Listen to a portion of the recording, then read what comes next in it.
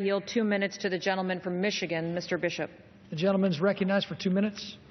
Thank you, Mr. Speaker. And I want to begin by thanking my friend from South Dakota for her leadership in holding the IRS accountable for what we're seeing today. And I, Mr. Speaker, rise today in strong support of H.R. 3724, the Ensuring Integrity to the IRS Workforce Act, to join in the outrage with my colleagues today on what we're seeing at the IRS with tax day hitting earlier this week. This is, I think, an ideal time to highlight the need for continued oversight and perhaps ramped up oversight of the Internal Revenue Service.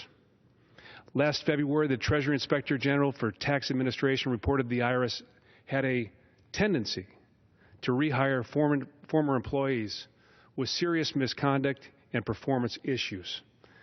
In their review, they found more than 100 employees were rehired by the IRS, despite having significant performance and misconduct problems, like willfully failing to file tax returns, a rather important thing for most of us, but apparently not for IRS employees. Mr. Speaker, the families in my district and I are 100% fed up with adhering to a standard that the IRS doesn't even hold their own employees to. And we simply will not tolerate the rehiring of incompetent individuals who failed to do their job in the first place.